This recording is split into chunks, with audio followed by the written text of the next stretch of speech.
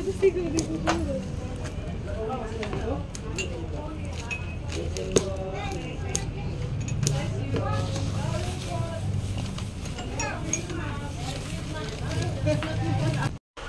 Pasko ay natapat sa birthday ng aking dalawang kapatid na si Noel at ni Jess. Ayan.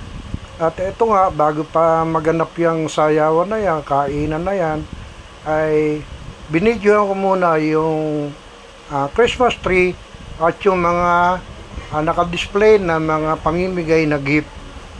Christmas gift na galing din sa kanila, sa mag-asawang kay Noel, kapatid ko, tsaka sa hipag ko kay Sierra. Ayan, marami yan.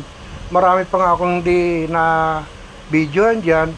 Nakakatuwa lang kahit na hindi na kompleto yung video ko dahil nga busy rin tayo. Alam nyo naman, Christmas, birthday, or panay ang marami tayong ganap na nangyayari dyan. Kaya okay na yung ganitong pagkaka-video ko. Ayan, dumating yung lechon.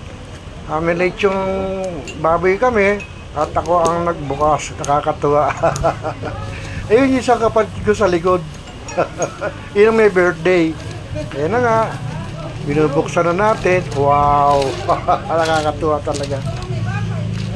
Hindi na ako nag-edit ng mga sound dito kung ano yung marinig nyo. Yun, yung mga nadidinig nyo. Mga ganap. Mas lalo na maya-maya. Yung tinatagtag ko na yung kanyan, yung lechon, ayan na. Ayan na.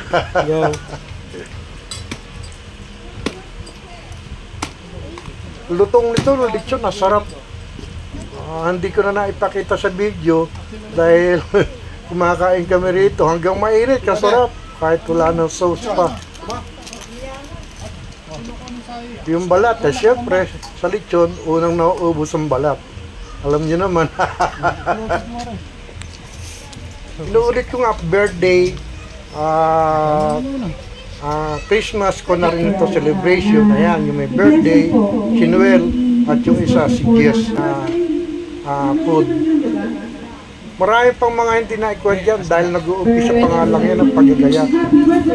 Para meron akong may video, nauna na ako mag-video.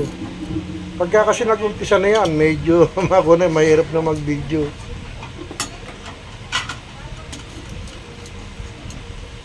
Isa sa pinakamasayang birthday na ginanap sa araw ng Kapaskuhan dito sa bahay namin ng mga magulang namin, ngayon sa kapatid ko na. Ayan na nga, mga handa.